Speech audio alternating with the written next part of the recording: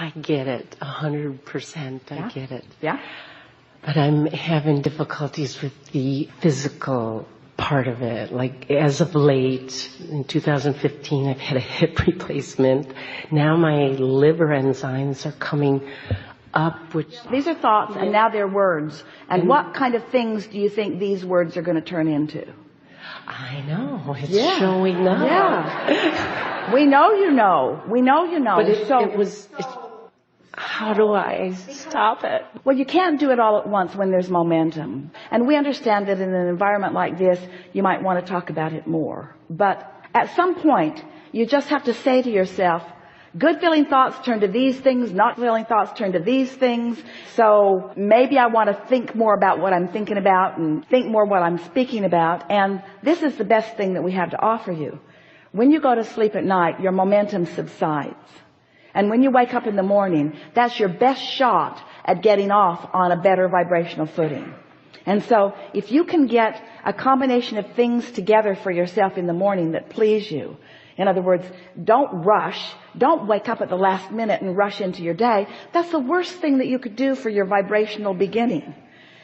Allow yourself some of the leisure or luxury of a little extra time to have a little extra nice experience for yourself. If there's something that you enjoy to eat or to sip, or someplace that you enjoy sitting, or something that you enjoy listening to, or someone that you adore talking to, or something that you take great pleasure in thinking about, or if you can take the time to meditate and quiet your mind altogether, give yourself the best shot. Keep the odds up as best you can. You want to keep the odds up. What's the best likelihood of me practicing the receptive mode? It's starting out in the receptive mode. Jerry used to beg Esther, please don't read your email till after lunch, because it was through the email that things were coming that needed to be tended to. And then Esther would be off on I got to solve this problem thing right away. And so keep the odds up. And there is nothing that you really want to keep the odds up more about than your receptive mode. So we get it.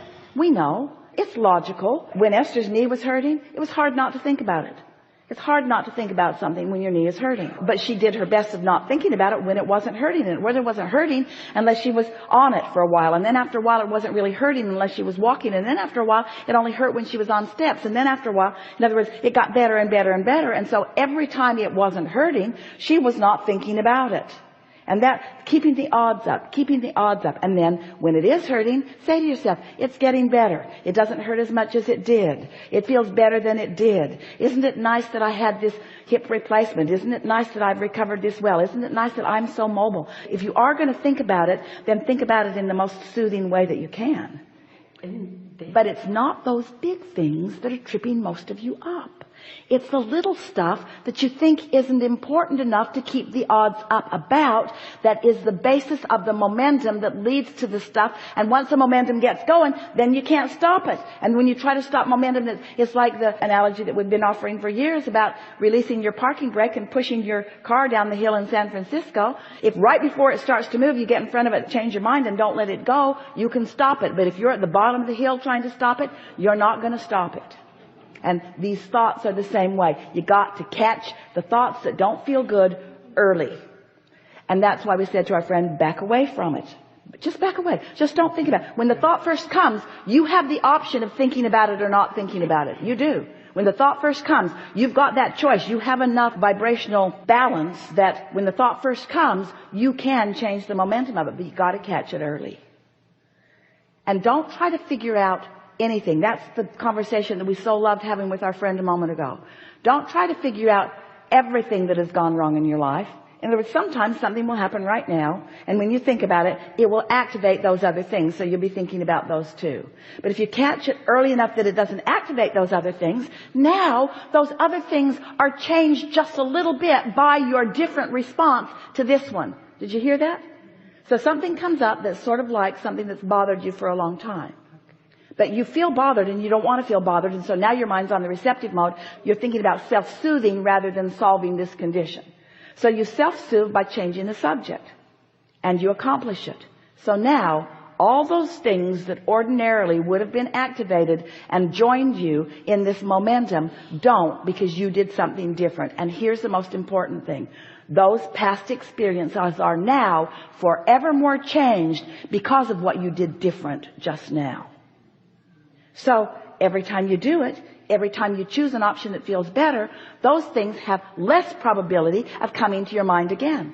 So you get it all cleaned up. You're feeling so good. You've been doing it for a couple of months. Life's going so good. And then you run into that friend. That friend who was with you when you had all those problems.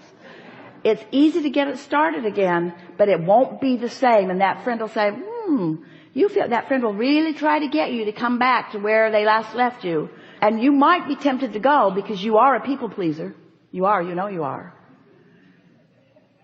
Which is a whole other conversation, isn't it? Because sometimes you care about being the path of least resistance to someone else, and you can't be. But it hooks you in, and then it causes you to practice that vibration. And then you say, how do I stop the momentum? The momentum is too much. We say, go to sleep again. Go to sleep and wake up. And go to sleep and wake up, and go to sleep and wake up, and go to sleep and wake up, and go to sleep and wake up, and go to sleep and wake up. And pretty soon, that old momentum will not be a factor. Really.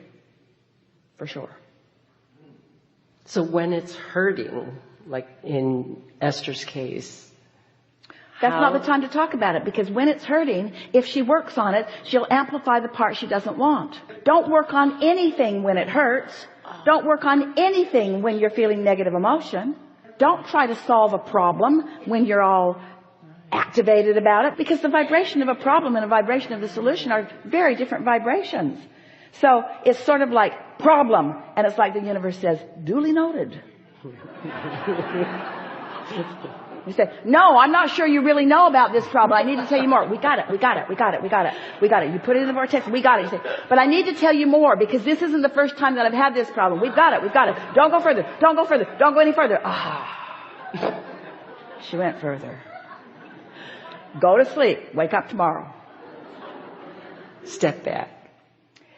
When you just hold your tongue and seethe silently, the universe isn't listening to your words anyway. The universe is listening to your vibration. And so just not saying the things that you sometimes feel like saying isn't accomplishing anything. You got to understand that the receptive mode always feels good. And so as you practice it more and more, you'll have it. You'll find yourself being so playful, so frisky, so in love with life, so intuitive, so blessed. Yeah. Enough? Yes. Yeah. Thank you so much. Yeah.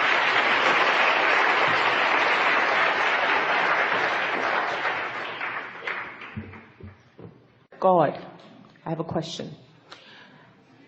I know that I am God, and I know that people don't feel comfortable with that. Yeah, everybody wants you to leave now. Yeah. I know this. I know that it is me. It's not something outside of me. Well, we're saying it in a softer way that is more palatable to most. Okay. I am in the receptive mode of that which many want to call God. Therefore, I flow it, I feel it, I live it, I be it. In other words, there are a lot of people that just have an issue with something that they can't see. There are a lot of people that don't even want to have the God conversation. We don't use the word because it activates in people all kinds of things that don't mean anything like what we mean it to be. Many people, God is a punisher, and God is a judger, and God is judgmental, and God is watching you, and God is judging you, and what's coming later is there's a lot of wackadoodle stuff going on over that subject. And so we offer it softly. But at the same time, we don't want you to deny that a larger part of you exists. We want you to know that you are a vibrational being, that you are all vibration, that you are energy, that you are source energy, and that when you are in alignment with source energy, you're having a thriving moment. And there are a lot of people that have thriving moments who will not use the word God and who do not want to understand the concept of God. And we think that's just fine. We don't want you to label it or pigeonhole it in any way. When you go out and you look over a cliff and you jump over it, on your way down, you don't say, I think God did this to me. We think you're more likely to think, well, you're probably not thinking anything except, but you might be thinking, gravity was more responsible to this than anything, because this is a law of physics that I understand, and I really didn't expect to jump off and fly up.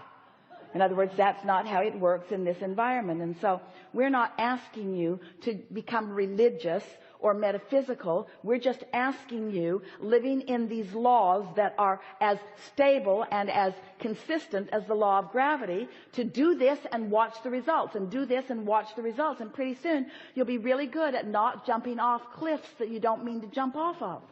Yeah, really good. Do you find things funny? Because I was wondering, this is my real question, I don't see you laughing. Most of what you all call funny is because of the surprise of something, and we're never surprised. Oh, that's why you don't laugh. We saw it all coming.